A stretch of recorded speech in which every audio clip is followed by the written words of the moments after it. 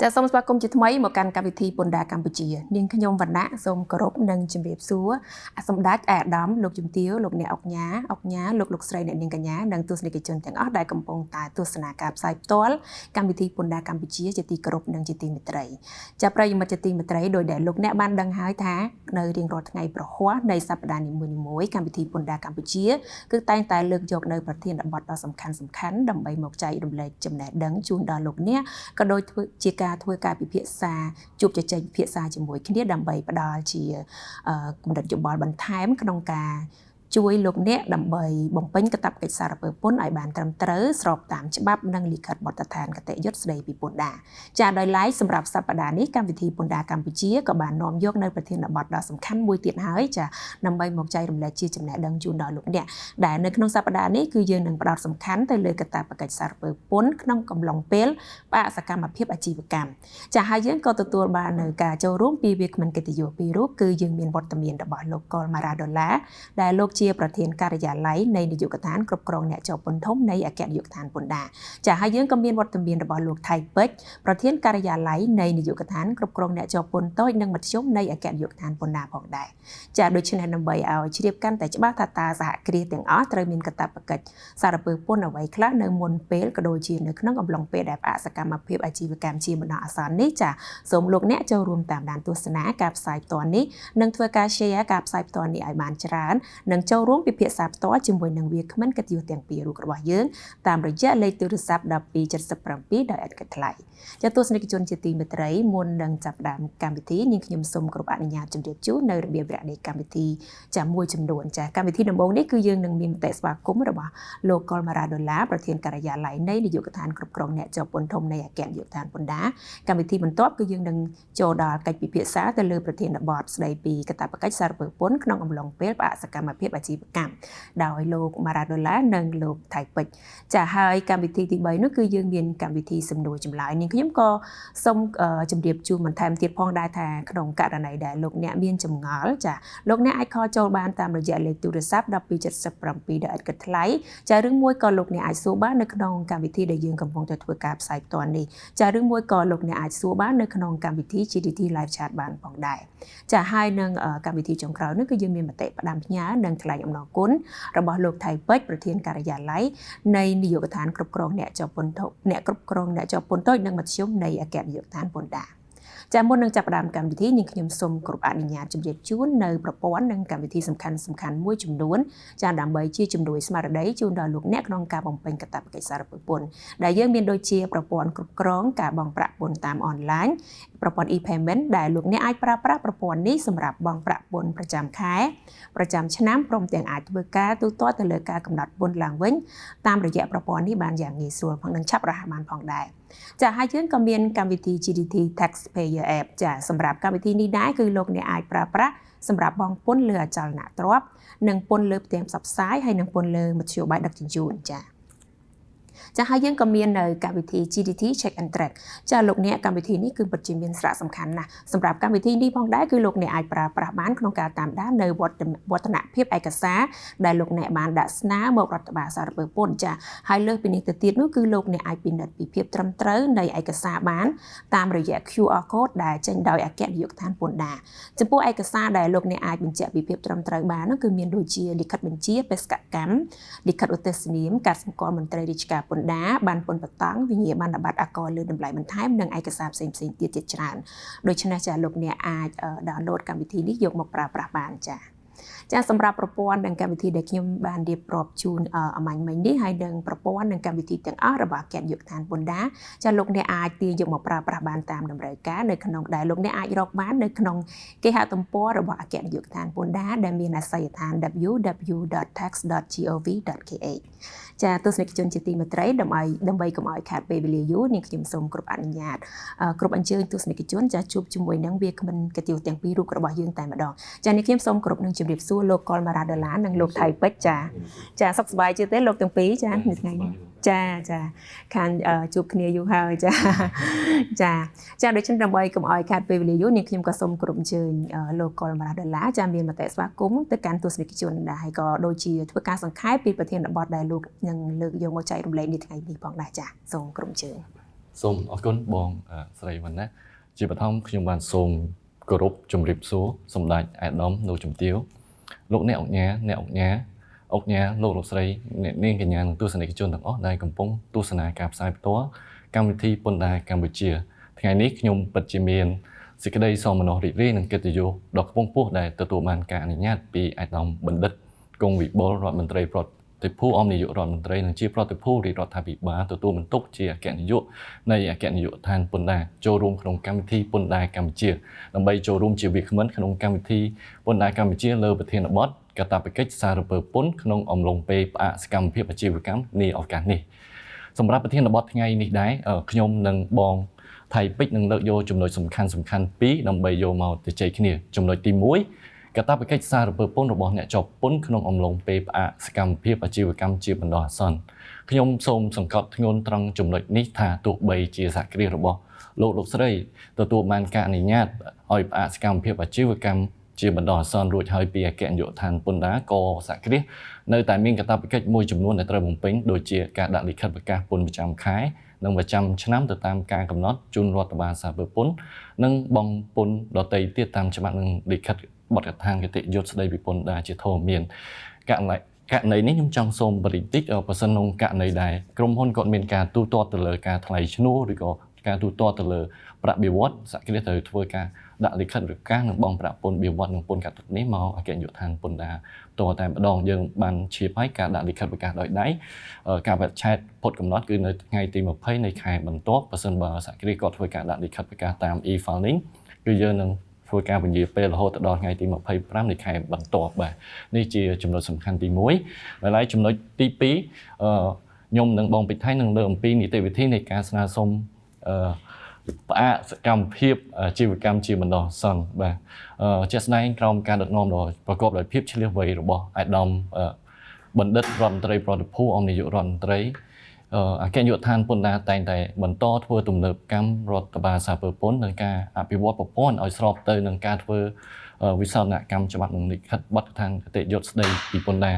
ដើម្បីសម្ដៅយ៉ាងណាផ្ដល់ភាពងាយស្រួលឆាប់រហ័សចំណេញពេលវេលានិងភាពជឿទុកចិត្តបានក្នុងការផ្ដល់សេវាជូនអ្នកជាប់ពន្ធដូច្នេះអ្នកជាប់ពន្ធដែលម្ចាស់សហគ្រាសដែលមានបំណងស្នើសុំផ្អាកដំណើរការសកម្មភាពអាជីវកម្មជាបណ្ដោះអាសន្នឬក៏ស្នើសុំបើកដំណើរការអាជីវកម្មឡើងវិញអាចដាក់ពាក្យស្នើសុំតាមជំរើសយើងមានបច្ចុប្បន្ននេះយើងមានជំរើសច្រើនជំរើសទី1គឺអគ្គនាយកដ្ឋានពន្ធដារគាត់បានធ្វើវិវត្តប្រព័ន្ធមួយសម្រាប់ឲ្យសហគ្រាសគាត់អាចធ្វើការប្រើប្រាស់ប្រព័ន្ធនោះតែម្ដងដោយលោកស្រីអាចធ្វើចូលទៅគេហទំព័ររបស់អគ្គនាយកដ្ឋានពន្ធដារហើយជ្រើសរើសយកសេវាកម្មអេឡិចត្រូនិកហើយនឹងធ្វើការselect ទៅយកកម្មវិធីការគ្រប់គ្រងការស្នើសុំវិញ្ញាបនបត្រនិងកម្មវិធីផ្អាកឬក៏ស្នើសុំបើកដំណើរការឡើងវិញនេះតែម្ដងជំរើសមួយទៀតលោកស្រីអាចធ្វើការបំពេញ form SUS ពាក្យស្នើសុំហ្នឹងដែលយើងអាចទាញចេញពីអគ្គនាយកដ្ឋានពន្ធដារដែរបូកជាមួយនឹងលិខិតរដ្ឋបាលដើម្បីដាក់ជូនមកអគ្គនាយកដ្ឋានពន្ធដារផងដែរហើយជាមួយគ្នានេះដើម្បីផ្ដល់ភាពងាយស្រួលដែរអគ្គនាយកដ្ឋានពន្ធដារក៏យើងមានកម្មវិធី GDTE Administration ដែលសហគ្រាសគាត់អាចធ្វើការ submit upload ទៅក្នុងប្រព័ន្ធនេះដើម្បីធ្វើការស្នើសុំនេះផ្ទាល់តែម្ដងក៏បានដែរបាទដូច្នេះខ្ញុំសូមជម្រាបជូនដោយសង្ខេបប៉ុណ្ណេះសិនហើយសម្រាប់នីតិវិធីណែនាំលម្អិតលោកស្រីអាចពិនិត្យបន្ថែមនៅក្នុងសេចក្តីណែនាំលេខ560អពដចថ្ងៃទី9ខែមករាឆ្នាំ2023ស្តីពីនីតិវិធីនៃការដាក់ស្នើសុំផ្អាកដំណើរការសកម្មភាពអាជីវកម្មជាបណ្ដោះអាសន្នឬស្នើសុំបើកដំណើរការអាជីវកម្មឡើងវិញនិងវិធានការព្យួរទុកវិញ្ញាបនបត្រអាកម្លៃបន្ថែមបាទក្នុងករណីដែលលោកស្រីមានចម្ងល់និងចង់ទៅជែកពិភាក្សាជាមួយខ្ញុំបាននឹងលោកនឹងបងថៃពេជ្រសូមលោកស្រីទូរស័ព្ទមកលេខ1277ដោយឥតគិតថ្លៃបាទសូមអរគុណបងចាសូមអរគុណលោកប្រធានសម្រាប់មតិស្វាគមន៍ដ៏មានអត្ថន័យខ្លឹមសារនៃថ្ងៃនេះផងដែរចាដោយដែលលោកប្រធានមានប្រសាសន៍បាញ់មិញហើយគឺថាសហគ្រាសទាំងអស់គឺនៅតែមានកាតព្វកិច្ចដាក់លិខិតប្រកាសពន្ធប្រចាំខែនិងប្រចាំឆ្នាំទោះបីជាគាត់ទទួលបានការអនុញ្ញាតឲ្យផ្អាកសកម្មភាពអាជីវកម្មហើយក៏ដោយចានាងខ្ញុំក៏មានចម្ងល់មួយចង់ជំរាបសួរបញ្ជាក់ទៅលោកប្រធានបន្ថែមទៀតដែរហើយសំណួរនេះក៏យើងតែងតែទទួលបានច្រើនពីអ្នកជាប់ពន្ធដែរថាក្រៅពីកាតព្វកិច្ចពន្ធប្រចាំខែនិងប្រចាំឆ្នាំដោយដែរ លោកប្រធានបានលើកឡើងនេះតើសហគ្រាសនៅមានកាតព្វកិច្ចបងពុនអ្វីផ្សេងទៀតដែរទេហើយជាពិសេសនោះគឺតាក់ទងជាមួយនឹងការបងពុនបតង់ចាក្នុងករណីនេះតើអ្នកជាពុនត្រូវធ្វើយ៉ាងដូចម្តេចដែរចាសូមក្រុមជើងលោកប្រធានជាថ្មីចាសូមជើងបាទសូមអរគុណសម្រាប់សំណួរដ៏មានសារៈសំខាន់នេះជាក់ស្ដែងដោយដែលខ្ញុំបានជម្រាបជូនពីខាងដើមសហគ្រាសដែលទទួលបានការអនុញ្ញាតឲ្យផ្អាកសកម្មភាពអាជីវកម្មជាបណ្ដោះអាសន្នគឺនៅតែមានកាតព្វកិច្ចក្នុងការដាក់លិខិតប្រកាសសារពើពន្ធបង់ប្រាក់ពន្ធប្រចាំខែនិងប្រចាំឆ្នាំស្របតាមច្បាប់និងបទបញ្ញត្តិស្តីពីពន្ធដារជាធរមានដោយឡែកចំពោះក្នុងករណីដែលគាត់ស្នើសុំផ្អាកហើយទទួលបានការអនុញ្ញាតពីអគ្គនាយកដ្ឋានពន្ធដារនេះសហគ្រាសក៏ត្រូវមានកាតព្វកិច្ចបន្ថែមទៀតដែរក្នុងនោះគឺសហគ្រាសគឺគាត់មិនអាចចេញវិក័យប័ត្រករឡើងបន្ថែមលើគ្រប់ប្រតិបត្តិការអាជីវកម្មរបស់សហគ្រាសមិនអាចស្នើសុំបង្វិលសងឬប្រើប្រាស់ឥណទានករលើតម្លៃបន្ថែមនិងមិនអាចអនុញ្ញាតឲ្យធ្វើការនាំចេញនាំចូលឬធ្វើសកម្មភាពអាជីវកម្មផ្សេងៗប៉ុន្តែយ៉ាងណាមិញក្នុងករណីដែលសហគ្រាសដែលគាត់ទទួលបានការផ្អាកសកម្មភាពហើយគាត់មានតម្រូវការក្នុងការចេញវិក័យប័ត្រករឬស្នើសុំឥណទានករឡើងបន្ថែមសហគ្រាសគឺគាត់ត្រូវតែមានកាតព្វកិច្ចក្នុងការដាក់លិខិតស្នើសុំនេះមកអគ្គនាយកដ្ឋានពន្ធដារហើយសម្រាប់ការបង់បតង់វិញសំណួរនេះជាសំណួរមួយដែលមានការសួរច្រើនការលើកឡើងពីអ្នកជាប់ពន្ធដែរថានៅពេលដែលគាត់ផ្អាកតែគាត់ត្រូវមានកាតព្វកិច្ចនៅក្នុងការបង់បតង់នេះដែរឬទេបាទជាក់ស្ដែងបើសិនតាមច្បាប់និងបទបញ្ញត្តិរបស់គាត់ដោយខ្ញុំបានបញ្ជាក់ខាងលើគឺគាត់នៅតែមានកាតព្វកិច្ចនៅក្នុងការបង់បតង់ជាប្រចាំឆ្នាំប៉ុន្តែថងចំណុចនេះខ្ញុំចង់ដូចជាប្រកាសមួយដែលតាក់ទងជាមួយនឹងបតង់ប្រកាសស្ដីពីនីតិវិធីនៃការគ្រប់គ្រងនៃការបង់ពន្ធបតង់ប្រចាំឆ្នាំដូចជាចេញនៅក្នុងឆ្នាំ2021នៅក្នុងនេះយើងបានចែងថាបើសហគ្រាសគាត់ផ្អាកនៅក្នុងអំឡុង6ខែដើមឆ្នាំគឺគាត់តម្រូវគាត់បង់បតង់តែពាក់កណ្ដាលទេប៉ុន្តែបើសហគ្រាសដែលគាត់ធ្វើការផ្អាកនៅក្នុងអំឡុង6ឆ្នាំនៃចុងឆ្នាំគឺគាត់បាទ6ខែនៅចុងឆ្នាំគឺសហគ្រាសត្រូវបង់បតង់ពេញតែម្ដងបាទសូមអរគុណបងចាសូមអរគុណលោកប្រធានជាថ្មីដែលបានបកស្រាយនៅចម្ងល់របស់នាងខ្ញុំក៏ដូចជាចម្ងល់របស់អ្នកជាប់ពន្ធយ៉ាងក្បោះក្បាយផងដែរចាទស្សនិកជនជាទីមេត្រីនាងខ្ញុំក៏សូមរំលឹកជូនជាថ្មីម្ដងទៀតដែរថាក្នុងករណីដែលលោកអ្នកមានចម្ងល់ពាក់ព័ន្ធជាមួយនឹងប្រធានបទរបស់យើងនាថ្ងៃនេះចាលោកអ្នកអាចខលចូលរួមជជែកពិភាក្សាជាមួយនឹងវាគ្មិនទាំងពីររូបរបស់យើងដែលលោកនឹងរងចាំស្វាគមន៍ទស្សនិកជនចានាថ្ងៃនេះតាមរយៈលេខទូរស័ព្ទ1277ដែលឥតគិតថ្លៃចានៅក្នុងពេលនេះដែរនេះខ្ញុំក៏សូមអនុញ្ញាតបង្វែរវេទិកានេះជូនទៅលោកប្រធានចាថៃពេជ្រវិញម្ដងចានេះខ្ញុំក៏សូមជម្រាបសួរទៅលោកប្រធានវិញផងដែរថាសម្រាប់ការស្នើសុំផ្អាកសកម្មភាពអាជីវកម្មជាបណ្ដោះអាសន្ននេះតើសហគ្រាសត្រូវតម្រូវឲ្យមានឯកសារអ្វីខ្លះដែរចាសូមក្រុមជើញលោកប្រធានចាបាទសូមអរគុណវណ្ណៈចំពោះសំណួរដែលមានសារៈសំខាន់នេះបាទជាបឋមខ្ញុំបាទសូមគ្រប់នឹងជំរាបសួរសម្ដេចអាយដាមលោកជំទាវលោកអ្នកអង្គញាលោកស្រីនាងកញ្ញានិងទស្សនិកជនទាំងអស់ដែលកំពុងទស្សនាផ្សាយផ្ទាល់កម្មវិធីពន្ធដារកម្ពុជានាពេលនេះបាទថ្ងៃនេះខ្ញុំពិតជាមានកិត្តិយសនិងសេចក្តីសោមនស្សរីករាយយ៉ាងអនេកដោយទទួលបានការអនុញ្ញាតពីអាយដាមបណ្ឌិតគង់វិបុលរដ្ឋមន្ត្រីប្រតិភូអមយុរដ្ឋមន្ត្រីនិងជាប្រតិភូរាជរដ្ឋាភិបាលទទួលបន្ទុកជាអគ្គនាយកនៃអគ្គនាយកដ្ឋានពន្ធដារហើយបានចូលរួមធ្វើជាវាគ្មិនក្នុងកម្មវិធីពន្ធដារកម្ពុជាពាក់ព័ន្ធទៅនឹងប្រធានបទកាតព្វកិច្ចសារពើពន្ធក្នុងអំឡុងពេលផ្អាកសកម្មភាពអាជីវកម្មនេះឱកាសនេះបាទចឹងពាក់ព័ន្ធនឹងសំណួរដែលវណ្ណៈលើកឡើងនេះគឺមានសារៈសំខាន់ណាស់សម្រាប់សហគ្រាសដែលគាត់ធ្វើការផ្អាកដំណើរការសកម្មភាពអាជីវកម្មរបស់ខ្លួនតើគាត់ត្រូវរៀបចំយ៉ាងម៉េចដើម្បីជូនដំណឹងមករដ្ឋបាលសារពើពន្ធអញ្ចឹងសម្រាប់សហគ្រាសដែលគាត់ធ្វើការស្នើសុំផ្អាកដំណើរការសកម្មភាពអាជីវកម្មបណ្ដោះអាសន្នទី1សហគ្រាសគាត់ត្រូវរៀបចំជាលិខិតស្នើសុំមកអគ្គនាយកដ្ឋានពន្ធដារបាទដោយលិខិតស្នើសុំមានចុះហត្ថលេខាដោយប្រធានក្រុមហ៊ុននិងមានត្រាក្រុមហ៊ុនបាទអញ្ចឹងមួយទៀតសហគ្រាសត្រូវបំពេញពាក្យស្នើសុំផ្អាកសកម្មភាពអាជីវកម្មជាបណ្ដោះអាសន្នដែលមានទម្រង់ SUS Trace 01បាទអញ្ចឹងសម្រាប់ទម្រង់ SUS 01នេះសហគ្រាសលោកស្រីដែលជា ចាស់ក្រុមហ៊ុនគាត់អាចធ្វើការ download ពី website របស់គណៈយុទ្ធឋានពន្ធដារបានតាមរយៈអាស័យដ្ឋាន www.gov.kh បាទអញ្ចឹងអាចចូលទៅទាញយកឯកសារនេះបានហើយមួយទៀតគឺគាត់ត្រូវភ្ជាប់បានពុនបតង់ឆ្នាំក្រោយបាទឆ្នាំចុងក្រោយហើយនឹងវិញ្ញាបនបត្រកលើតម្លៃបន្ថែមបាទហើយមួយទៀតអាចសហគ្រាសគាត់ភ្ជាប់រូបថតទីតាំងសហគ្រាសនិងនិយាមការបាទអញ្ចឹងករណីនេះបើសិនជាមានទេបាទអញ្ចឹងអាចភ្ជាប់មកជាមួយដើម្បីងាយស្រួលដល់រដ្ឋបាលសារពើពន្ធពិនិត្យនិងទៀងទាត់បាទហើយក្នុងករណីដែលក្រុមហ៊ុនឬក៏សហគ្រាសគាត់មិនមកដាក់ផ្ទាល់អាចចាត់ជាអ្នកតំណាងរបស់សហគ្រាសធ្វើការរៀបចំឯកសារនេះអញ្ចឹងត្រូវភ្ជាប់នៅលិខិតទេសសិទ្ធបាទទេសសិទ្ធជូនអ្នកតំណាងដើម្បីអាចរៀបចំដាក់លិខិតស្នើសុំបានបាទតែឡើយបើសិនជាបុគ្គលិកផុសក្រុមហ៊ុនទេអញ្ចឹងគណៈភ្ជាប់មកនៅកាតបំពេញការងារបាទកាតបុគ្គលិកឬក៏អត្តសញ្ញាណប័ណ្ណហើយមួយទៀតចំណុចដែលសំខាន់គឺលេខទូរស័ព្ទនៅលើលិខិតអញ្ចឹងសូមដាក់លេខទូរស័ព្ទដែលអាចធ្វើការទំនាក់ទំនងបានន័យថារដ្ឋបាលសារពើពន្ធអាចតាក់ទងទៅបានជួបផ្ទាល់បានជៀសវាងថាដាក់លេខទូរស័ព្ទមករដ្ឋបាលសារពើពន្ធតាក់ទងទៅវិញគឺអត់បានបាទអញ្ចឹងចំណុចសំខាន់គឺភ្ជាប់លេខទូរស័ព្ទហ្នឹងដែលអាចតាក់ទងបានបាទសូមអរគុណចាសូមអរគុណលោកប្រធានសម្រាប់ចម្លើយដ៏ក្បោះក្បាយចាដោយដែលលោកប្រធានបានសង្កត់ធ្ងន់បាញ់មិញនេះហើយចាលោកស្រីអ្នកនាងកញ្ញាគឺសំខាន់ណាស់ឯកសារតម្រូវដែលយើងត្រូវតែភ្ជាប់មកឲ្យបានត្រឹមត្រូវដើម្បីយើង process ការងារនេះឲ្យបានតាន់ពេលវេលាហើយជាពិសេសហ្នឹងគឺលេខទូរស័ព្ទដោយដែលលោកប្រធានបានលើកឡើងបាញ់មិញនេះចាហើយនេះខ្ញុំក៏មានចម្ងល់ចង់ជម្រាបសួរលោកប្រធានបន្ថែមទៀតផងដែរថាមុននេះគឺយើងនិយាយពីឯកសារអញ្ចឹងខ្ញុំមានចម្ងល់ចង់សួរពីការស្នើសុំបើកឡើងវិញឧទាហរណ៍ថាគាត់បានស្នើសុំផ្អាកសកម្មភាពអាជីវកម្មហើយប៉ុន្តែគាត់ចង់ស្នើសុំបើកដំណើរការអាជីវកម្មឡើងវិញតែក្នុងករណីនេះគាត់អាចធ្វើឡើងបានយ៉ាងដូចម្ដេចដែរហើយមួយទៀតសម្រាប់ការស្នើសុំផ្អាកជាបណ្ដោះអាសន្ននេះតើគាត់អាចធ្វើឡើងបានប្រមាណដងដែរចាសូមលោកប្រធានជួយជម្រាបបន្ថែមផងចាសូមគ្រប់អញ្ជើញបាទ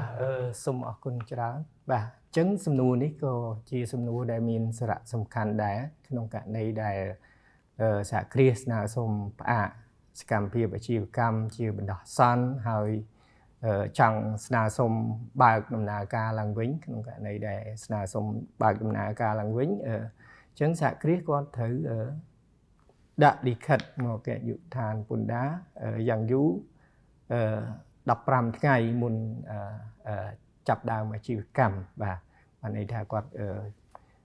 គិតថាគាត់នឹងរៀបចំបើកអាជីវកម្មឡើងវិញហើយហើយអញ្ចឹងគាត់អាចដាក់ជាលិខិតមកជូនដំណឹងមកគណៈយុទ្ធដ្ឋានពន្ធដារបាទអញ្ចឹងពាក់ព័ន្ធនឹងការស្នើសុំផ្អាកដំណើរការសកម្មភាពអាជីវកម្មជាបណ្ដោះអាសន្ននេះគឺសហគ្រាសអាចស្នើសុំមិនលើសបានន័យថាម្ដងមិនលើសពីរយៈពេល6ខែបាទហើយដែលឡែកសម្រាប់ថាចង់ស្នើសុំបន្តផ្អាកដំណើរការអាជីវកម្មបន្តទៀតបើសិនជាសហគ្រាសគិតថាមើលទៅវាថាសហគ្រាសគាត់កំពុងតែរៀបចំជួសជុលឬក៏ renovate ឡើងវិញឬក៏មើលទៅថាសហគ្រាសគាត់មើលទៅ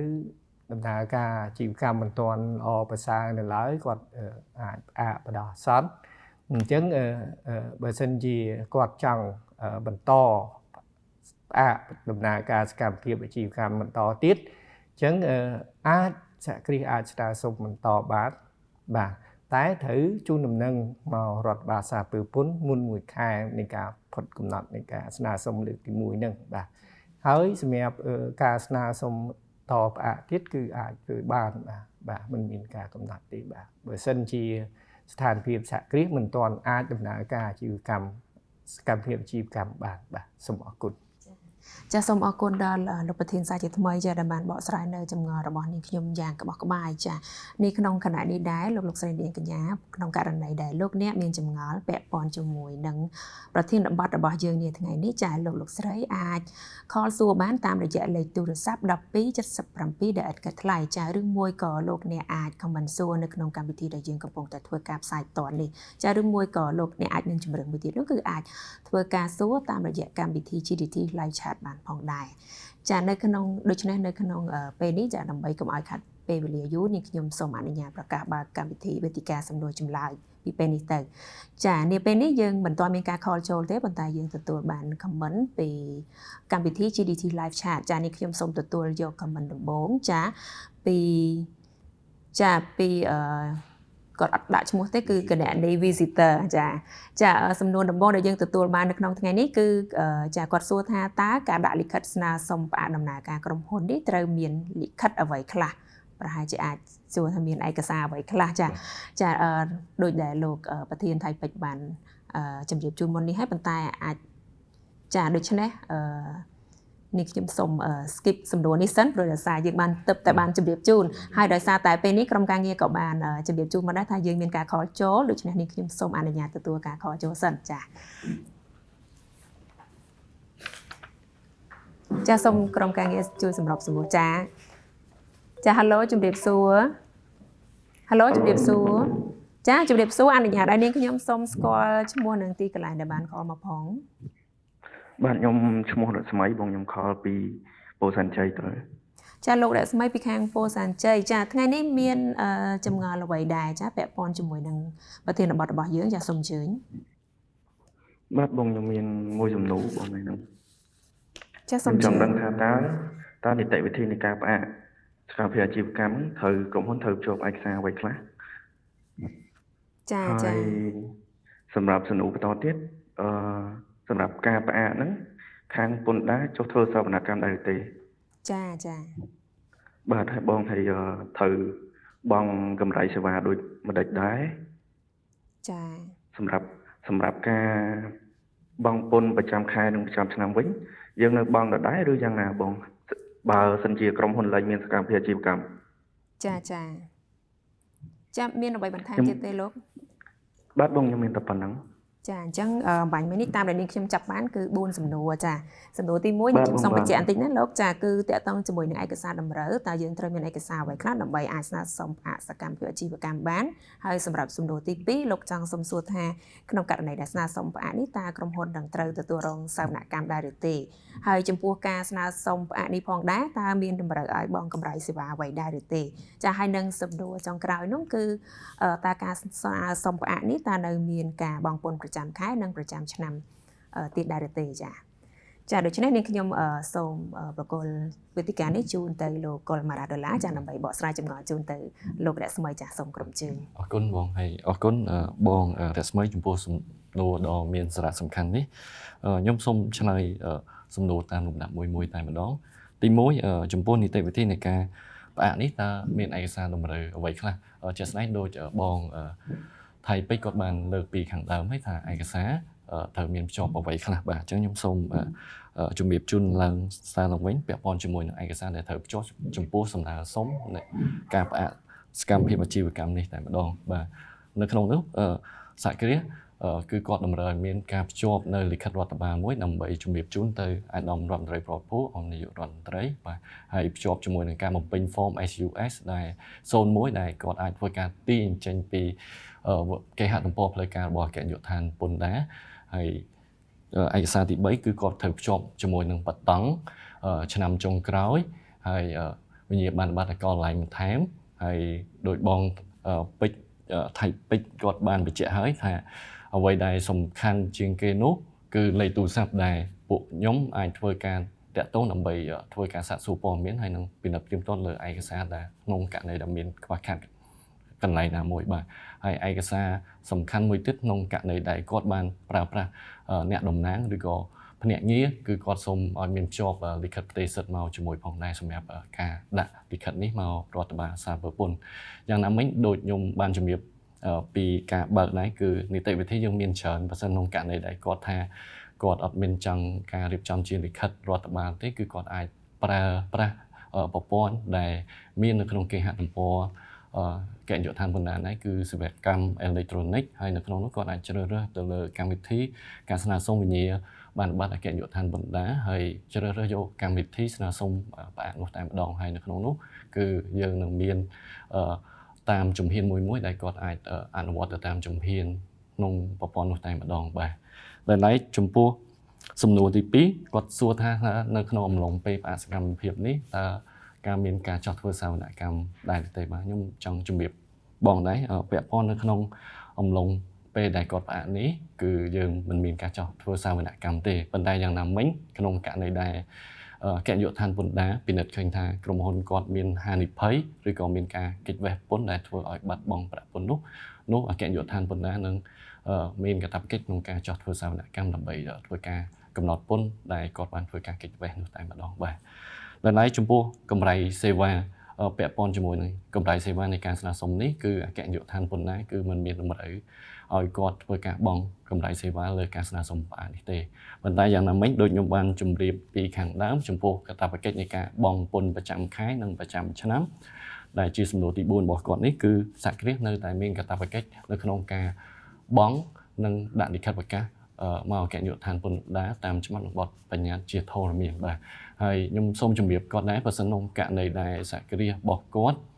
ពុំមានសកម្មភាពមានន័យថាមិនមានចំណាយទៅលើការទូទាត់ផ្សេងគឺគាត់អាចប្រកាសនៅក្នុង e-filing របស់យើងឬក៏ pre-filing app របស់អ្នកជាប់ពន្ធតូចបានគឺដាក់ពុំមានប្រតិបត្តិការប៉ុន្តែយ៉ាងណាមិញបើសិនបើក្រុមហ៊ុនរបស់គាត់នៅតែមានការចំណាយមួយចំនួនដូចជាប្រាក់បៀវត្សឬក៏ថ្លៃឈ្នួលអាហ្នឹងគឺក្រុមហ៊ុនរបស់គាត់ត្រូវតែធ្វើការប្រកាសនិងបង់ប្រាក់ពន្ធហើយធ្វើការសមិទ្ធមកអគ្គនាយកដ្ឋានពន្ធដារឲ្យបានទាន់ពេលវេលាបាទខ្ញុំគិតថាខ្ញុំឆ្លើយសំណួរបងបានទាំង4ហើយបងបានទទួលបានច្បាស់ហើយបងបាទបងទទួលច្បាស់បងចាមានចម្ងល់អ្វីបន្ថែមទៀតទេលោករស្មីបាទបងខ្ញុំមានតែប៉ុណ្្នឹងបងចាអរគុណច្រើនចាសូមអរគុណដែលបានចូលរួមក្នុងកម្មវិធីនេះព្រឹកនេះសង្ឃឹមថានឹងជួបគ្នាឱកាសក្រោយទៀតចាសូមអរគុណចាសូមជម្រាបលាចាសូមអរគុណចានាងខ្ញុំចានេះខ្ញុំសូមទទួលយកខមមិនបន្តទៀតពី Facebook វិញម្ដងចាយើងទទួលបានខមមិនពីម្ចាស់គណនីឈ្មោះសៃយ៉ាបុល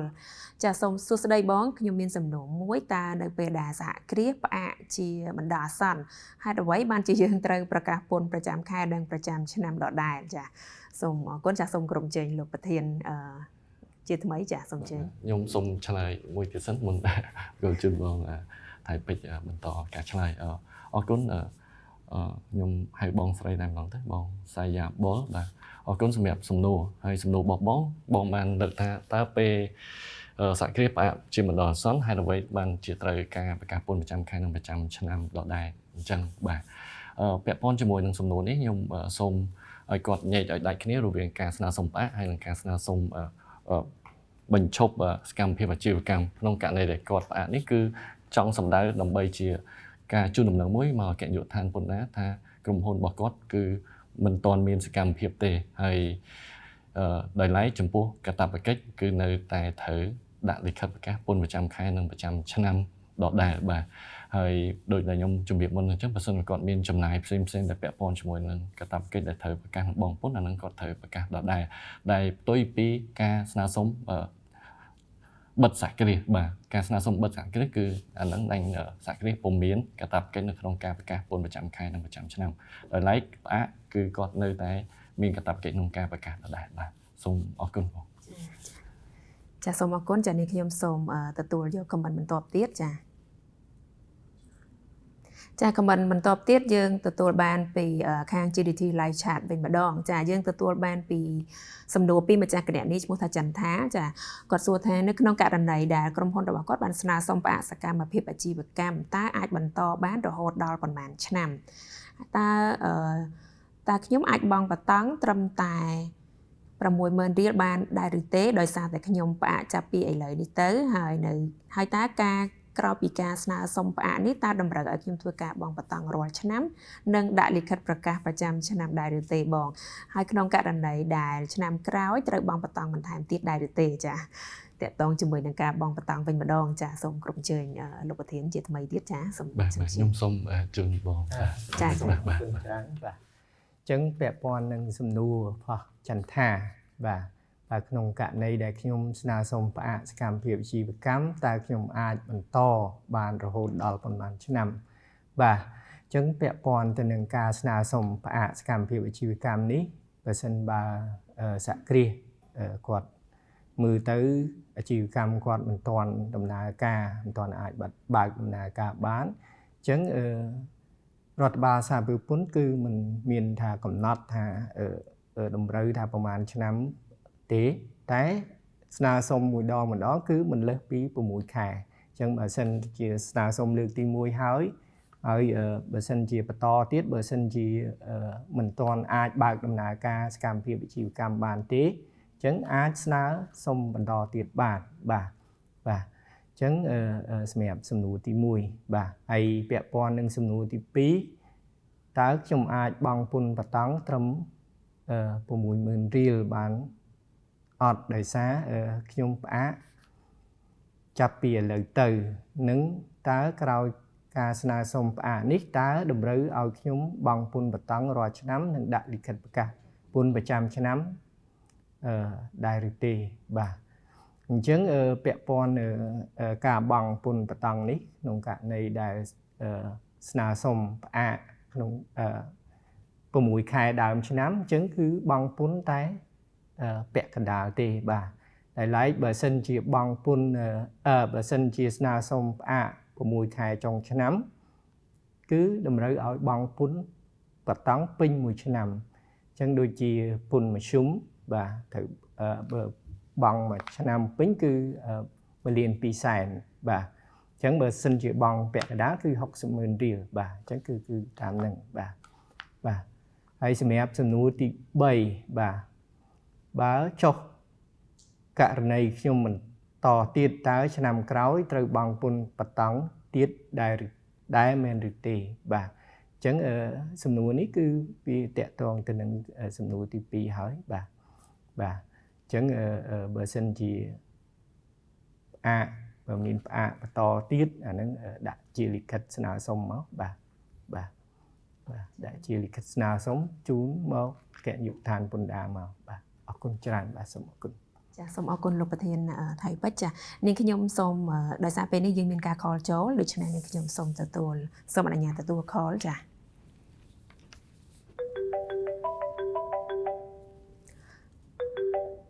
ចា Hello ជំរាបសួរ Hello ជំរាបសួរបង ចាអនុញ្ញាតឲ្យនាងខ្ញុំសូមស្គាល់ឈ្មោះនិងទីកន្លែងដែលបាន call មកផងខ្ញុំឈ្មោះរចនា call មកពីខាងសានសុកបងចាបងអូនស្រីរចនាពីខាងសានសុកចាថ្ងៃនេះមានចម្ងល់អ្វីដែរពាក់ព័ន្ធជាមួយនឹងប្រធានបទរបស់យើងចាសូមអញ្ជើញចាបងខ្ញុំថ្ងៃនេះខ្ញុំមានពីសំណួរបងចង់សួរទៅកាន់ពីខមមិនបង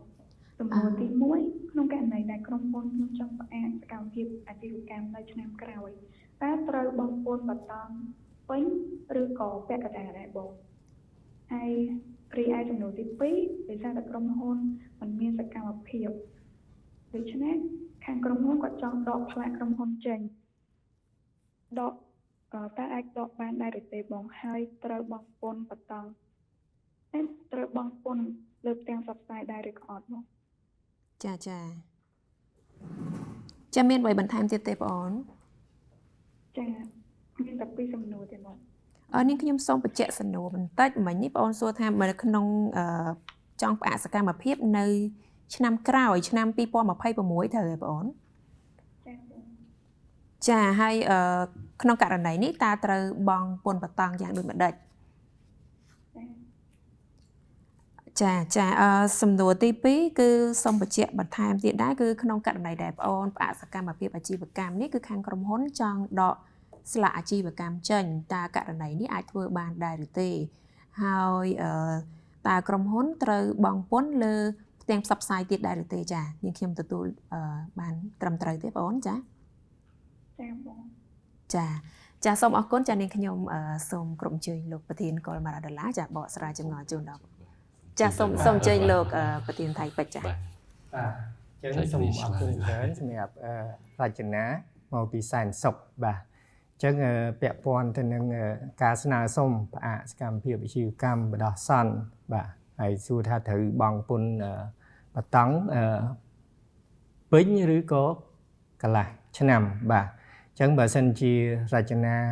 មានបំណងបាទន័យថាចង់ស្នើសុំផ្អាកសកម្មភាពអាជីវកម្មហើយនៅដើមឆ្នាំ2026ខាងមុខនេះអញ្ចឹងបើសិនជារចនាផ្អាកនៅដើមឆ្នាំបាទន័យថា6ខែដើមឆ្នាំអញ្ចឹងរចនាបង់ពន្ធបតង់តែពាក់កណ្ដាលទេបាទអញ្ចឹងដែលឡែកសម្រាប់សំណួរបន្ទាប់បាទតកតងនឹង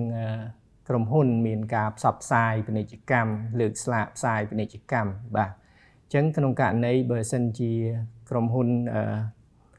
លើកនៅតែមានការលើកស្លាកផ្សព្វផ្សាយអញ្ចឹងក្រុមហ៊ុនត្រូវមានកាតព្វកិច្ចបង់ពន្ធ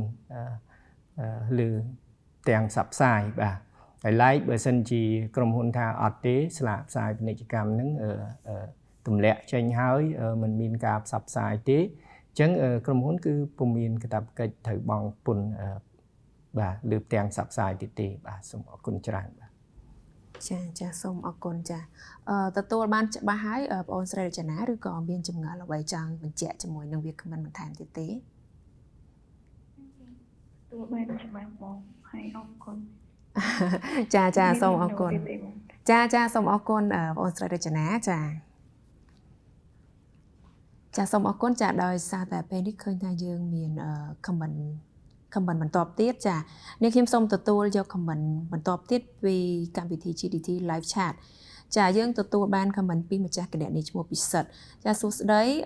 ខ្ញុំសូមស្នើសុំការបកស្រាយអំពីអត្ថប្រយោជន៍នៃការស្នើសុំផ្អាកអាជីវកម្មព្រោះកាតព្វកិច្ចសារពើពន្ធគឺនៅរក្សាដដែលនៅក្នុងកំឡុងពេលផ្អាកអាជីវកម្មនេះតើអាចបញ្ជាក់បានដែរឬទេចា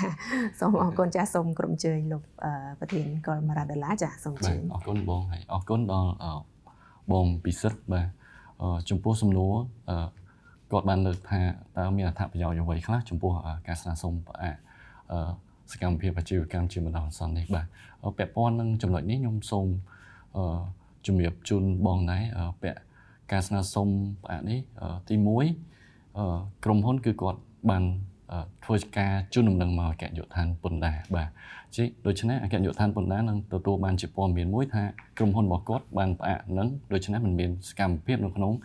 ការចេញវិក័យប័ត្រក៏ដូចជាការស្នើសុំបង្វិលសឬប្រើប្រាស់ឥណទានឬក៏មិនមានប្រតិបត្តិការនៅក្នុងការនាំចេញនាំចូលទេបាទអញ្ចឹងក្នុងករណីនេះគាត់នឹងអាចឲ្យរដ្ឋបាលសារពើពន្ធពិនិត្យបានថាការប្រកាសរបស់គាត់នឹងពុំមានសកម្មភាពនៅក្នុងទិន្នន័យរបស់ e-filing ទេព្រោះយោងតាមសេចក្តីណែនាំលេខ560របស់យើងគឺយើងមានចែងថាបើសិនក្នុងករណីដែលសហគ្រាសនោះគាត់ធ្វើការប្រកាសពន្ធដោយពុំមានប្រកាសនៅផលរបររយៈពេល3ខែជាប់គ្នាគឺអគ្គនាយកដ្ឋានពន្ធដារនឹងធ្វើការព្យួរសហគ្រាសគាត់តែម្ដងបាទប៉ុន្តែដោយឡែកក្នុងករណីដែលគាត់បានធ្វើការជូនដំណឹងមកអគ្គនាយកដ្ឋានពន្ធដារតាមរយៈការស្នើសុំផ្អាកនេះគឺអគ្គនាយកដ្ឋានពន្ធដារនឹងមិនធ្វើការព្យួរវិធីវិញ្ញាបនបត្រកលើកឡើងបន្ថែមរបស់សហគ្រាសទេបាទហើយខ្ញុំគិតថាផលប្រយោជន៍មួយទៀតគឺពាក់ព័ន្ធជាមួយការបង់បតង់នេះតែម្ដងបាទបើសិនបើគាត់សុំការស្នើសុំផ្អាកនេះនៅ6ខែដើមឆ្នាំគឺគាត់បង់បតង់តែពាក់កណ្ដាលនោះទេបាទខ្ញុំគិតថាអ្វីដែលជាសំខាន់គឺថងចំណុចពីនេះបងបាទសង្ឃឹមថានឹងឆ្លើយសំណួររបស់គាត់បានពេញលេញបងចាសូមអរគុណចាសង្ឃឹមថាលោកពិសិដ្ឋនឹងទទួលបានចម្លើយនេះហើយប៉ុន្តែបើសិនជាលោកពិសិដ្ឋនៅមានចម្ងល់ចាចង់ជជែកបែបនេះបន្ថែមទៀតចាអាច call ចូលមកពិភាក្សាជាមួយនឹងវាគ្មិនរបស់យើងទាំងពីរបានចា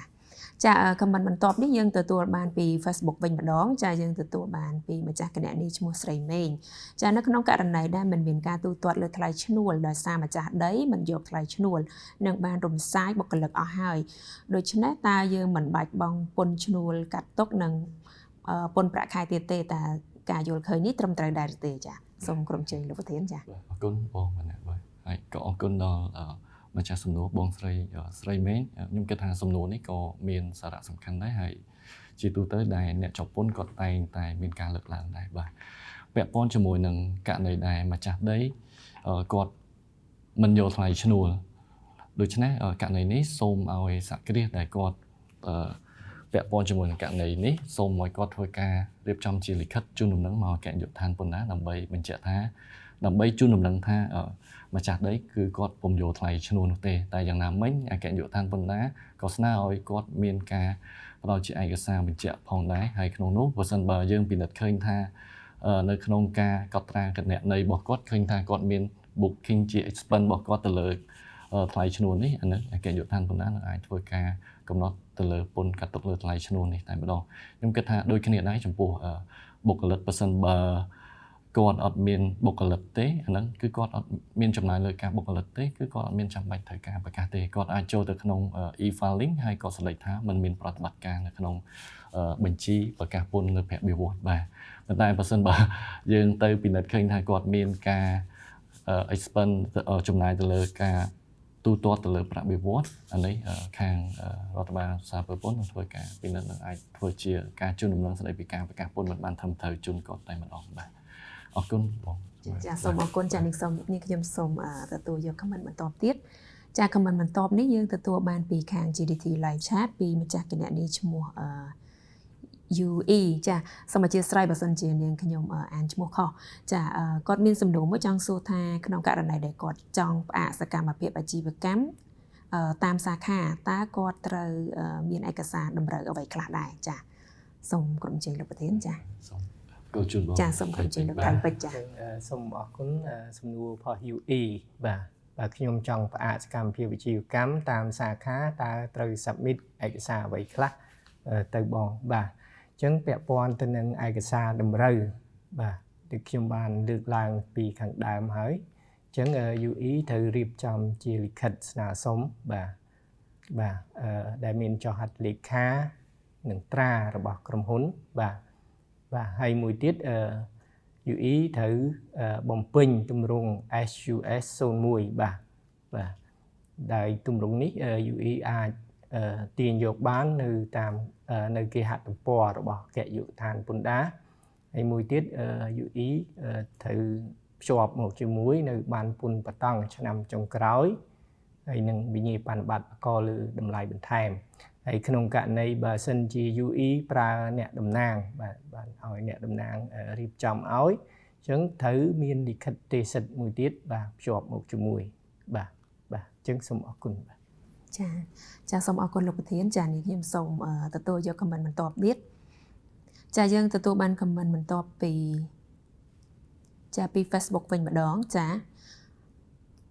សូមអធិស្ឋានក្រុមការងារសូមជួយបរិបបន្ថែមបន្តិចចាយើងទទួលបានសំណួរពីម្ចាស់គណនីឈ្មោះស្រីមុំធីចាសូមជម្រាបសួរបងខ្ញុំមានសំណួរមួយនៅក្នុងកំឡុងពេលដែលផ្អាកសកម្មភាពជាបណ្ដោះអាសន្ននេះតើនៅពេលដែលបញ្ចូលព័ត៌មានតាមប្រព័ន្ធ e-filing គ្រប់ប្រតិបត្តិការចំណាយទាំងអស់គឺមិនអនុញ្ញាតអនុទានហើយចំណាយនោះគឺមានខ្លះគ្មាន VAT ទេដូចជា Bank Service Charge ដែលក្នុងប្រព័ន្ធកាត់ VAT ដោយស្វ័យប្រវត្តិដែរតើករណីនេះអាចមានបញ្ហាដែរឬទេចាហើយសំណួរមួយទៀតនោះគឺក្នុងកំឡុងពេលដែលផ្អាកនោះតើក្រុមហ៊ុនអាចយក e-VAT ពីខែមុនយកមកប្រើប្រាស់នៅខែបន្ទាប់បានដែរឬទេចានេះខ្ញុំសូមគោរពអញ្ជើញលោកប្រធានកុលម៉ារ៉ាដាឡាចាសូមអញ្ជើញខ្ញុំសូមឆ្លើយសំណួរនេះបន្តិចដែរហើយបើមានការខ្វះខាតចាំបងថៃពេជ្រគាត់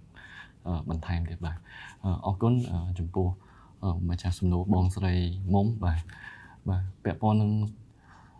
សំណួរទី1គាត់បានសួរថាក្នុងអំឡុងពេលផ្អាកជាបណ្ដោះអាសន្នពេលដែលបញ្ចូលព័ត៌មានតាម e-filing គឺគ្រប់ប្រតិបត្តិការចំណាយទាំងអស់មិនអនុញ្ញាតជាអន្តទានហើយចំណាយនោះមានខ្លះគ្មាន VAT ទេដូចជា Bank Service Charge តែក្នុងប្រព័ន្ធកាត់ VAT ដោយស្វ័យប្រវត្តិដែរតែករណីនេះអាចមានបញ្ហាដែរទេបាទចំពោះករណីនេះដូចខ្ញុំបានជំរាបជូនតាំងពីមតិស្វាគមន៍ពីដំបូងដែរបើសិនក្នុងករណីដែរគាត់បានដាក់ស្នើសុំផ្អាកប៉ុន្តែគាត់បានទទួលការគ្រប់គ្រងមួយដែលមានការឆាចវត្តទៅលើសហគ្រាសរបស់គាត់អញ្ចឹងគាត់ត្រូវស្នើសុំជា VAT input របស់គាត់សម្រាប់ចំណាយនោះអញ្ចឹងករណីនេះ សហគ្រាសគឺគាត់ត្រូវមានកាតព្វកិច្ចនៅក្នុងការដាក់លិខិតស្នើសុំមកអគ្គនាយកដ្ឋានពន្ធដារទើបអគ្គនាយកដ្ឋានពន្ធដារទើបផ្ដល់សិទ្ធិជូនគាត់នៅក្នុងការប្រកាសនោះដើម្បីអាចស្នើសុំជា VAT input ជូនទៅគាត់ផងដែរបាទព្រោះដោយសារការស្នើសុំផ្អាកនេះប្រព័ន្ធនឹងគាត់ធ្វើការកំណត់ទៅលើការបញ្ចូលចំណាយរបស់គាត់តែម្ដងទៅជាចំណាយដែលมันអនុញ្ញាតជាអន្តៀនប៉ុន្តែក្នុងករណីដែលគាត់មានការតម្រូវថាការស្នើសុំអន្តៀនឬក៏ការស្នើសុំដោយឡែកសម្រាប់ករណីដូចសំណួរទី2របស់គាត់ដែរអាហ្នឹងក៏គាត់ត្រូវតែធ្វើការស្នើសុំមកអគ្គនាយកដ្ឋានពន្ធដារដែរទើបយើងអនុញ្ញាតឲ្យគាត់ប្រើប្រាស់អន្តៀនឬក៏ស្នើសុំបង្វិលសងលើអន្តៀនក៏លើតម្លៃបន្ថែមនោះបានបាទដូចជាខ្ញុំអាចឆ្លើយសំណួរទាំងពីរបានរបស់គាត់ដែរបាទ ចាសូមអរគុណចានាងខ្ញុំសូមទទួលយក comment បន្តទៀតចា comment បន្តទៀតគឺយើងទទួលបានពីខាង GDT live chat ពីគណនីចាក៏អត់មានឈ្មោះទេគឺ visitor ចាសូមជម្រាបសួរបងសម្រាប់ករណីដែលក្រុមហ៊ុនចង់ជួសកម្មភាពអាជីវកម្មតើមានកំណត់ថ្ងៃសម្រាប់ដាក់ពាក្យជូនអគ្គនាយកដ្ឋានពន្ធដារដែរឬទេចាសូមគ្រប់អញ្ជើញលោកចាលោកថៃពេជ្រចាបាទអញ្ចឹងសូមអរគុណច្រើនសម្រាប់សំណួររបស់ visitor បាទអញ្ចឹងករណីក្រុមហ៊ុនចង់បាទហើយជាអាចទៅសេច្រឡំថាព្យួរសកម្មភាពជីវកម្មបាទអញ្ចឹង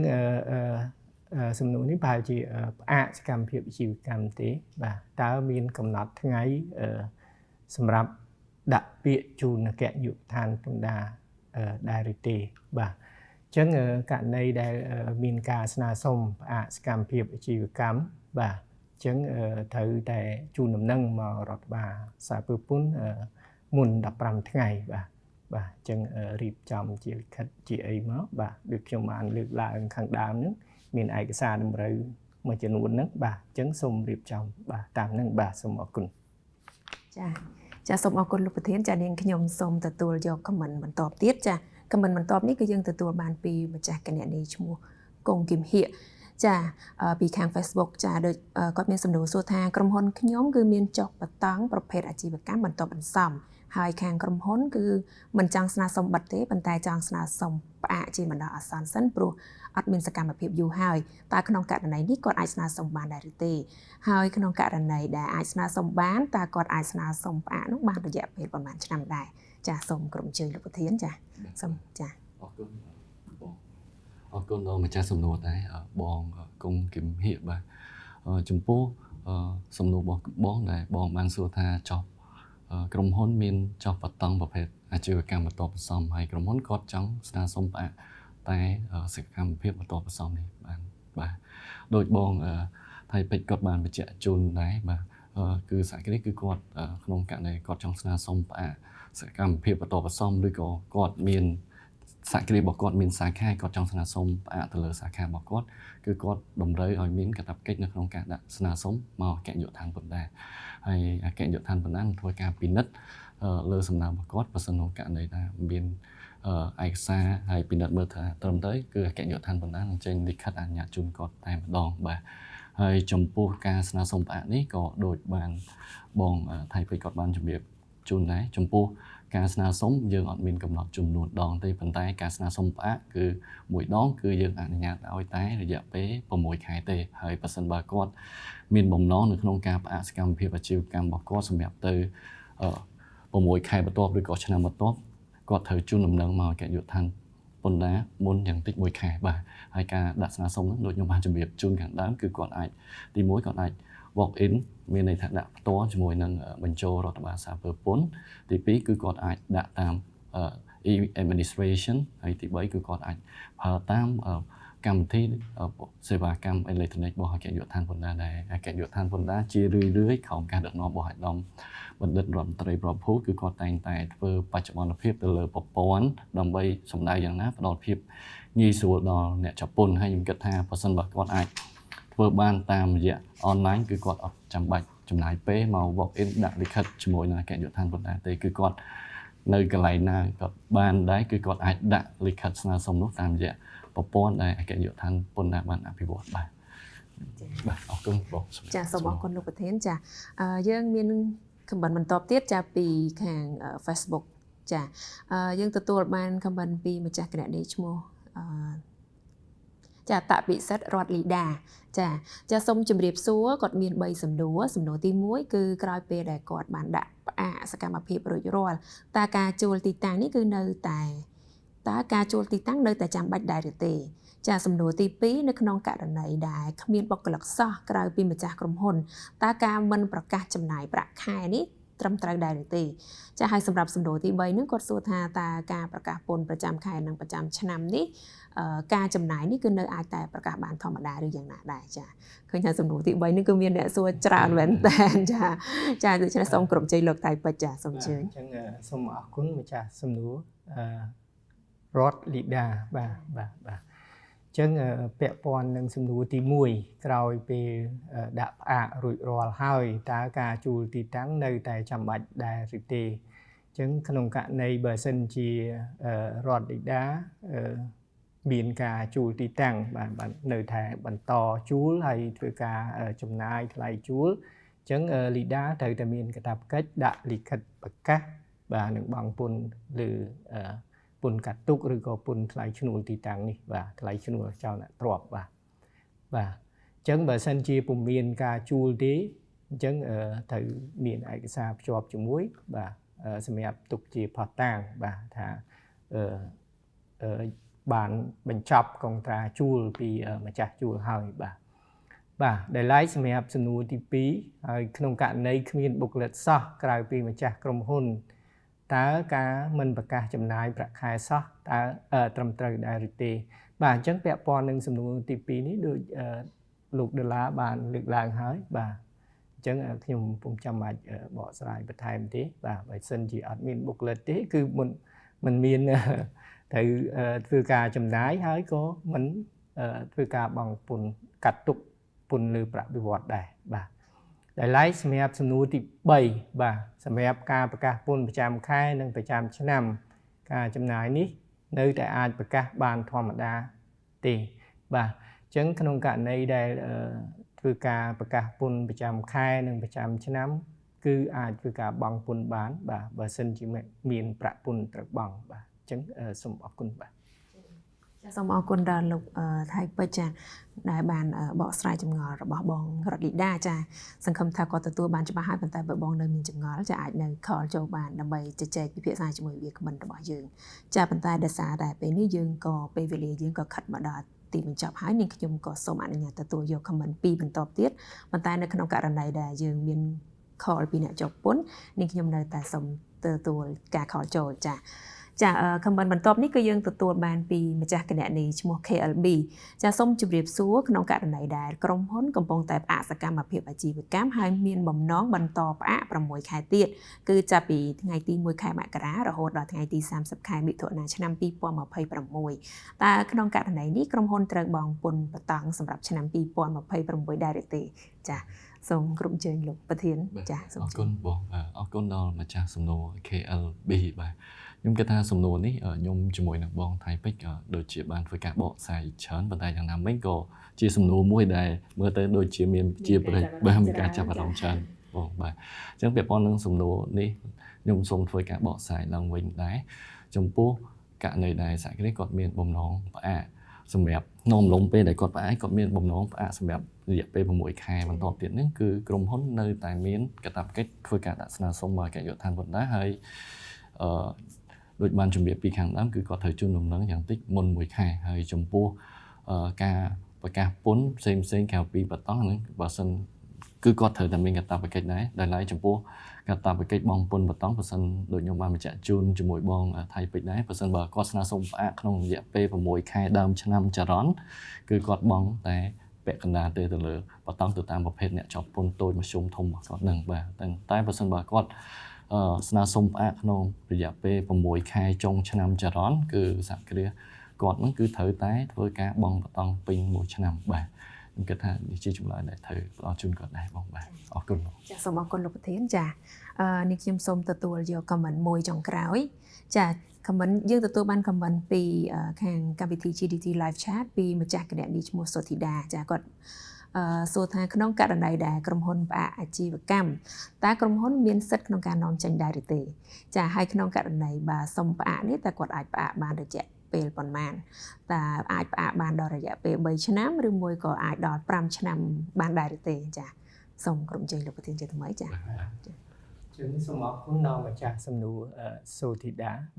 បាទក្រុមហ៊ុនផ្អាកអាជីវកម្មគឺក្រុមហ៊ុនមានសិទ្ធិនាំ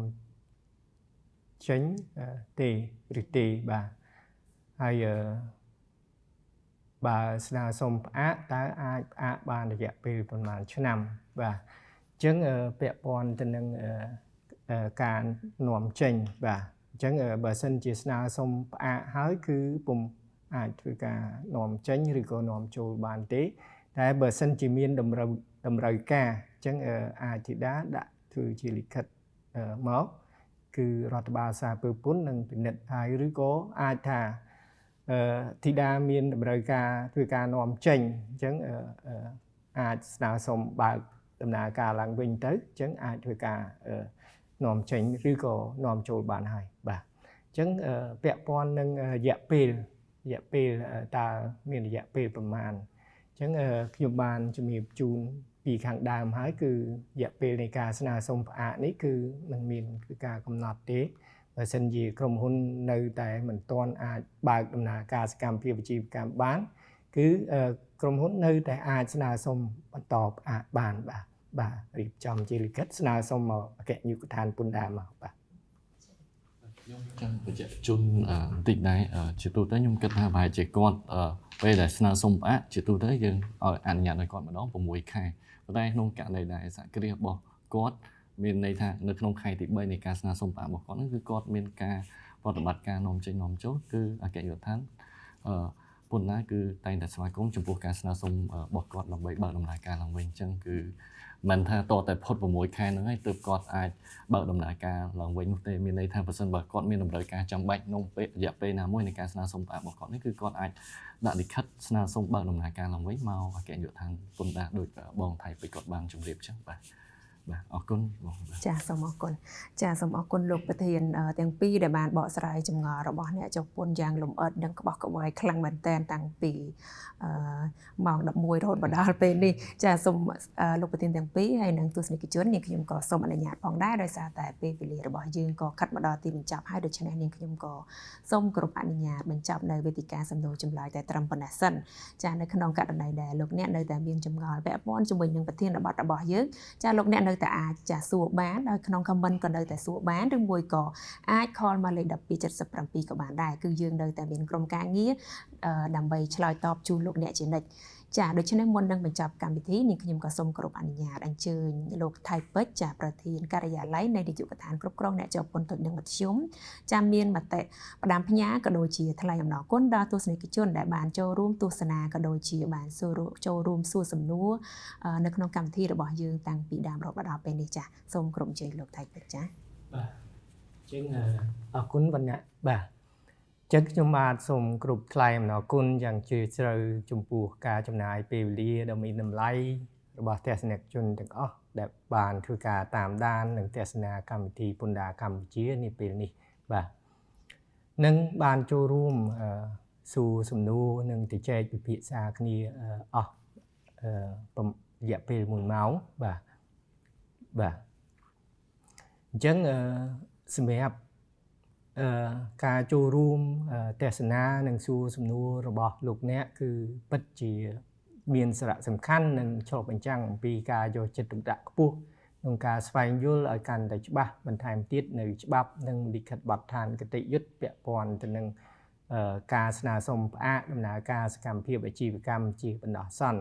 ដើម្បីយកទៅបំពេញកាតព្វកិច្ចសារពើពន្ធរបស់អស់លោកស្រីដែលជាម្ចាស់សហគ្រាសឲ្យបានត្រឹមត្រូវនិងទាន់ពេលវេលាបាទចឹងឆ្លៀតក្នុងឱកាសនេះខ្ញុំក៏សូមរំលឹកដល់ម្ចាស់សហគ្រាសទាំងអស់ដែលទទួលបានការអនុញ្ញាតឲ្យផ្អាកដំណើរការសកម្មភាពអាជីវកម្មជាបណ្ដោះអាសន្នសូមរុះរាន់ក្នុងការដាក់លិខិតប្រកាសពន្ធប្រចាំខែនិងប្រចាំឆ្នាំទៅតាមការកំណត់របស់រដ្ឋបាលសារពើពន្ធនិងបង់ពន្ធអាករដទៃទៀតតាមច្បាប់និងលិខិតបទដ្ឋានគតិយុត្តស្តីពីពន្ធដារប្រសិនបើ មានប្រាក់ពុនឬក៏ប្រាក់អាករដែលត្រូវបង់បាទអញ្ចឹងជាថ្មីម្ដងទៀតខ្ញុំក៏សូមបញ្ជាក់បន្ថែមដែរតាក់ទងទៅនឹងការចូលរួមចំណែកក្នុងការបង់ពន្ធគឺជាការចូលរួមអភិវឌ្ឍប្រទេសជាតិរបស់យើងទាំងអស់គ្នាបាទឲ្យកាន់តែមានភាពរីកចម្រើនរុងរឿងនិងមានកិត្តិនាមខ្ពង់ខ្ពស់នៅលើឆាកអន្តរជាតិជាទីបញ្ចប់ខ្ញុំសូមគោរពជូនពរសម្ដេចឯកឧត្តមលោកជំទាវលោកអ្នកអង្គការលោកស្រីនាងកញ្ញានិងទស្សនិកជនទាំងអស់សូមប្រកបរបរទទួលទានមានបានជោគជ័យគ្រប់ភារកិច្ចការងារនិងទទួលបាននៅពុទ្ធពរទាំង4ប្រការគឺអាយុវណ្ណៈសុខៈនិងពលៈកុំបីឃ្លៀងឃ្លាតឡើយបាទសូមគ្រប់អរគុណ ចាសូមអរគុណចានាងខ្ញុំក៏សូមគោរពថ្លែងអំណរគុណយ៉ាងជ្រាលជ្រៅទៅដល់លោកប្រធានកុល Maradona និងលោកប្រធានថៃពេជ្រចាដែលបានចំណាយពេលវេលាដ៏មានតម្លៃក្នុងការចូលរួមជាវាគ្មិននិងបានឆ្លើយសំណួរជាច្រើនជូនដល់ទស្សនិកជនរបស់យើងនៅក្នុងកម្មវិធីពន្ធដារកម្ពុជានាថ្ងៃនេះផងដែរចាទស្សនិកជនជាទីមេត្រីនាងខ្ញុំមុននឹងបញ្ចប់កម្មវិធីនាងខ្ញុំក៏សូមគោរពអនុញ្ញាតស្នើសុំពេលវេលារបស់លោកអ្នកចាប្រហែលជា2ទៅ3នាទីដើម្បីចូលរួមក្នុងការផ្ដល់មតិយោបល់ដើម្បីចូលរួមកែលម្អកម្មក៏ដូចជាផ្ដល់នូវសំណុំពរនានាដែលពាក់ព័ន្ធជាមួយនឹងកម្មវិធីពន្ធដារកម្ពុជាដែលលោកអ្នកអាចធ្វើការស្ទង់មតិចូលរួមការស្ទង់មតិតាមរយៈដំណរភ្ជាប់ដែលក្រុមការងារបានដាក់ជូននៅលើ banner របស់កម្មវិធីដែលកំពុងតែធ្វើការផ្សព្វផ្សាយនេះចាឬមួយក៏លោកអ្នកអាច scan នៅ QR code នៅលើ banner កម្មវិធីរបស់យើងបានចាមតិយោបល់របស់លោកអ្នកគឺពិតជាមានសារៈសំខាន់ណាស់ដើម្បីចូលរួមចំណែកក្នុងការរៀបចំកម្មវិធីពន្ធដារកម្ពុជាឲ្យកាន់តែមានប្រសិទ្ធភាពនិងមានគុណភាពខ្ពស់ដែលឈានទៅដល់ការឆ្លើយតបនៅតម្រូវការជាក់ស្ដែងរបស់លោកអ្នកបានតែម្ដងចាទស្សនិកជនជាទីមេត្រីឆ្លៀតនៅក្នុងឱកាសនេះដែរនេះខ្ញុំក៏សូមជម្រាបជូនលោកស្រីផងដែរថាបច្ចុប្បន្ននេះគឺរដ្ឋបាលសារពើពន្ធរបស់យើងជារដ្ឋបាលសារពើពន្ធ Digital ដែលការចុះបញ្ជីពន្ធដារការដាក់លិខិតប្រកាសសារពើពន្ធនិងការបង់ប្រាក់ពន្ធអាករគ្រប់ប្រភេទគឺសុទ្ធសឹងតែប្រើប្រាស់នៅប្រព័ន្ធនិងកម្មវិធីតាមបច្ចេកវិទ្យាព័ត៌មានដោយការធ្វើការទូទាត់ទាំងអស់ហ្នឹងគឺតាមរយៈធនាគារនិងតាមប្រព័ន្ធអនឡាញរបស់អគ្គនាយកដ្ឋានពន្ធដារផ្ទាល់តែម្ដងអាស្រ័យហេតុនេះនាងខ្ញុំក៏សូមក្រើនរំលឹកដល់លោកស្រីដែលជាម្ចាស់សហគ្រាសសូមមេត្តាមានការប្រុងប្រយ័ត្នខ្ពស់ដើម្បីជៀសវាងអំពីការបោកប្រាស់ពីជនខិលខូចមួយចំនួនតូចដែលបានក្លែងបន្លំជាមន្ត្រីពន្ធដារហើយក៏បានចុះប្រមូលប្រាក់នៅតាមទីតាំងអាជីវកម្មរបស់លោកអ្នកដោយមិនប្រើប្រាស់នៅឯសណ្ឋានមន្ត្រីពន្ធដារនិងមិនមានលិខិតបញ្ជាបេសកកម្មដែលចេញដោយអគ្គនាយកដ្ឋានពន្ធដារផងដែរចាដូចនេះដើម្បីជាជំនួយដល់លោកអ្នកដើម្បីពិនិត្យបញ្ជាក់ថាបុគ្គលនោះគឺពិតជាមន្ត្រីពន្ធដារពិតប្រាកដមែននេះខ្ញុំសូមលោកអ្នកធ្វើការពិនិត្យផ្ទៀងផ្ទាត់នៅបានសម្គាល់ខ្លួនមន្ត្រីរាជការពន្ធដារនិងលិខិតបញ្ជាបេសកកម្មតាមរយៈកម្មវិធី GDT Check and Track ដែលកម្មវិធីនេះលោកអ្នកអាចទាញយកមកប្រើប្រាស់តាមរយៈ App Store ពីក្នុង App Store ឬមួយក៏ Play Store ពីក្នុងទូរស័ព្ទដៃយកមកប្រើប្រាស់បានចាយ៉ាងណាមិញប្រសិនបើលោកអ្នកបានជួបនៅជនខិលខូចដែលក្លែងបន្លំជាមន្ត្រីពន្ធដារដោយអ្នកនាងខ្ញុំបានជម្រាបជូនខាងលើនេះសូមលោកអ្នកមេត្តាសហការជូនដំណឹងមករដ្ឋបាលសារពើពន្ធតាមរយៈលេខទូរស័ព្ទ1277ដែលឥតគិតថ្លៃហើយលោកអ្នកសូមជូនដំណឹងទៅអាជ្ញាធរមានសមត្ថកិច្ចដែលនៅជិតលោកអ្នកបំផុតដើម្បីអាចចុះធ្វើការអន្តរាគមន៍បានភ្លាមៗតែម្ដងចាំមុននឹងបញ្ចប់កម្មវិធីនេះតាំងនាមឲ្យក្រុមការងាររៀបចំកម្មវិធីពន្ធដារកម្ពុជានាងខ្ញុំក៏សូមគោរពថ្លែងអំណរគុណដល់លោកទស្សនិកជនចាដែលបានទស្សនាកម្មវិធីរបស់យើងតាំងពីដើមរហូតដល់ពេលនេះនាងខ្ញុំក៏សូមគោរពជូនពរដល់លោកអ្នកមានសុខភាពល្អមានកម្លាំងពលំមាំមួននិងទទួលបានជោគជ័យគ្រប់ភារកិច្ចការងារចាជាទីបញ្ចប់នាងខ្ញុំវណ្ណៈលោកកុល Maradona លោកថៃពេជ្រនិងក្រុមការងារសូមអរគុណនិងសូមជម្រាបលា